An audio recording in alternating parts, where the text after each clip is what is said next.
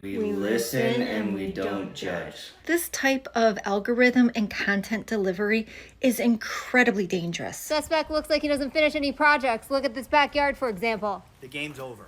All right, so the more I've been exposed to the relationship or couple side of the TikTok genre, unfortunately by the algorithm, the more dangerous I think it's becoming for relationships in today's world. And I know saying dangerous is a pretty strong word, but from what we're gonna see here, the increasing amount of relatable couple channels that I've seen that are just kind of turning into toxic relationships and doing trendy videos to get the views and attention, and it really shouldn't actually be how a relationship is. But the amount of influence that these people have now because of everybody sinking so much time into their phones, it just adds on to another reasoning of why it's so difficult to date and have children and get married and really trust anybody in a relationship now. So we're going to check out some of the videos that I've seen on my page and what other people are watching, and I'm not going to lie, it is not good. We're going to start off with this channel, Dave and Janie, with a whopping 800,000 followers, crazy amount of views, 30, 15 million, 10 million. The relatable married life, apparently, and then of course all of their emails and links to try to get sponsorships and money and all of that. But we're going to take a look at one of the new trends for relationships that are just really not a good idea. We listen and we don't judge.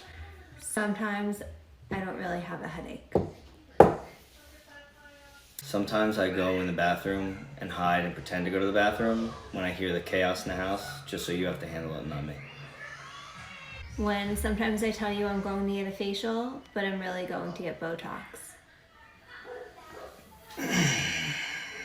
Sometimes I pretend to have to fix something downstairs just so I can play video games and have some peace. Sometimes I move your keys on purpose, just to drive you crazy when you say you can't find them. Sometimes I go in our bedroom at night and pretend to fold laundry while you're downstairs just so I don't have to help you clean up. Sometimes I tell you I have to go run errands, but I'm really just eating Chick-fil-A in my car and going shopping. Sometimes I ignore you and pretend like I can't hear you in hopes that you'll get so annoyed that you have to repeat it that you won't ask me to do something again.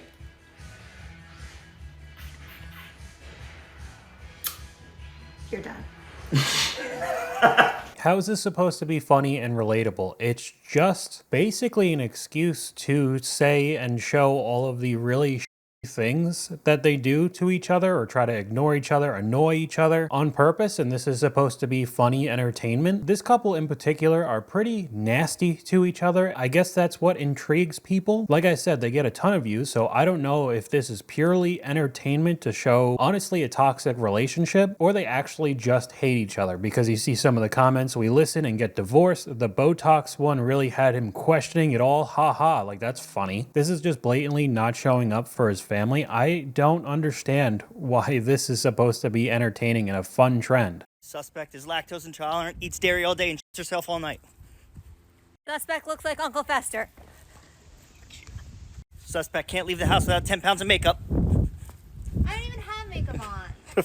You don't! Suspect lost his hair faster than he runs. Suspect is always tired when her husband wants to get some. I am tired. Fucking tired. Every night? My stomach hurts too and I have a headache. Yeah, stop eating dairy. You keep yourself. Suspect looks like he doesn't refill the toilet paper when he runs out. Nobody else in this house does. I do. You never do. I always refill You it. never do.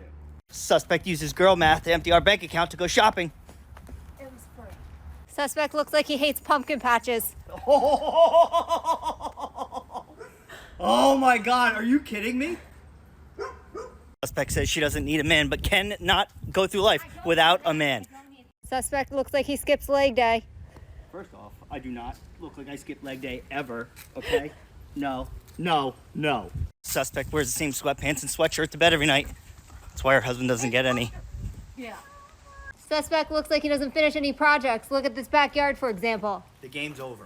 It just seems to me that they're nasty to each other, and the comments are just like this. May this kind of love never find me. Suspect filing for a divorce. I think we need to find a new game called couples therapy. I do at least appreciate that the comments know how ridiculous this is, but what we have all seen in society these days is that this is the new celebrity. The TikTok accounts, the YouTube accounts, Instagram, they have more of a pull than even like Kim Kardashian level celebrities now. Those are basically like the boomer versions of celebrities, and these are the new generation. So say you consuming hours and hours of content of these funny trends, and apparently with a relatable couple of them just being nasty to each other, you start to think that this is actually how relationships are supposed to be. And this is on another level of like, say, poking fun at your significant other. I mean, nothing too serious, but kind of like making fun of each other. This is at a whole nother level. You could see their reactions when they actually get genuinely mad. So seeing video after video of these couples getting tons of views as well, likes, attention, followers turning into money as well, of just being the worst people to each other, it slowly gets into your brain that apparently this kind of behavior is okay. We listen and we don't judge. You usually forget to take a Miralax, and so a lot of times I'll just put it in your coffee and give it to you in the morning. Alex! We're not judging. Take it yourself and I wouldn't have to pour it in your coffee. We listen and we don't judge. Remember when I knew you for like 4 days and you helped me move my apartment and a couple other guys showed up to help me move too? Yeah. I was going on dates with them too. I just invited everyone I was dating at the time to help me move my apartment. There was like 3 dudes that I was all dating. I'm like halfway through the video, I'm punching out there. Could you imagine, first of all, actually doing this to somebody in general and laughing and thinking that this is okay to do? Again, you wonder why everybody's going to be single and childless at 40 around my generation. And not only do this, put it online for likes and attention with your relationship. How is that okay at all? If you want to scroll on TikTok talking about relationships in general, video after video of all of these women crying, saying, where are all the good men at? Everybody's terrible to them, and then all the guys are saying how lonely they are. But when you consume content like this that's supposed to be fun, trendy videos, you end up being pretty nasty and doing and saying awful things to a partner or even a potential partner, and then you're just stuck getting old with nobody around you. And to add on to this even more, when I started seeing these videos and how awful some of these relationships are, whatever type of TikTok algorithm they use starts bringing you down the rabbit hole of relationships. And this woman's going to tell you what she found.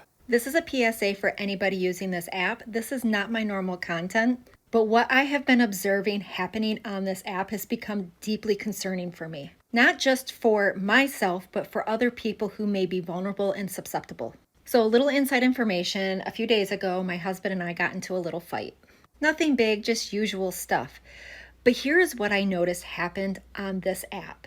I suddenly started getting videos about divorcing my husband and how I should know when it's time to leave a relationship. And a ton of videos that talk about this is your sign that it's time to leave. I have no interest in leaving or divorcing my husband. Now, we all know that the apps listen to us and deliver content based off of what we talk about. But typically what happens is there's something that's explicitly said that an app will pick up on. So if you talk about a certain brand or you talk about a certain place you want to visit, you might start getting content related directly to that. But what this did is it took a context of a conversation it heard and delivered me content to create an incredibly destructive emotional response. And the thing is the algorithm is relentless. I am not watching these videos, but they keep getting delivered over and over again. I can't imagine what would happen for people who have very sensitive things that are happening to them. This type of algorithm and content delivery is incredibly dangerous. I'm sure this video probably won't get any traction because the algorithm isn't going to let it go anywhere, but if you do happen to see it, please be very careful. And just know, when you get a video, it's not a sign. It's just an algorithm playing on your emotions. So this is starting to turn into the modern day media news stations. I know that that sounds pretty obvious. Of course, people get news on these types of social media apps, but say if you watch something super conservative like Fox or super liberal like CNN, you will only get their takes that they want you to hear and nothing bad about their own party. You know, that's why there's so many people who hate politics, me included, but now start taking that context to virtually anything in your life because they are always listening. It's not just about what the conservatives or what the liberals think about this or that. They could hear what's happening in your daily life and try to get you to make decisions off of the videos that they're showing you. So if you start watching any of these toxic relationship videos, you'll probably just get even more and more over and over and over, eventually changing the way that you think and affecting your actual real life. So if you're around my age or my generation, 27, I mean, I'm kind of in the middle between the end of Gen Z and the beginning of millennials, but anybody around that and older has had some sort of life growing up without any social media or really being on the internet too much. But now imagine all the Zoomer kids or the Gen Alphas who are basically being born with an iPad in their hand and being influenced by these algorithms on the social media sites. I think this will be even stronger than watching a very left or very right side of politics in any sort of like news station, because at least there maybe it would just be political stances. This could be any sort of thought that you have in your whole life. So I mean, this is why I stayed away from these apps for as long as I can. Kind of a double-edged sword when you start making content talking about videos like this. So now I actually have to watch them, but you have to have some sort of disconnection between actual real life and any of the media that you're consuming on any social media platform, TV, whatever, taking it as entertainment and it not being real life, because it will start changing your thought processes and possibly making your life worse. So that's all I have for you guys today. Let me know what you guys think in the comments down below. But YouTube thinks you'll like this video popping up on screen right now. But hopefully you guys enjoyed this video. If you did, please leave a like and I'll talk to you guys later.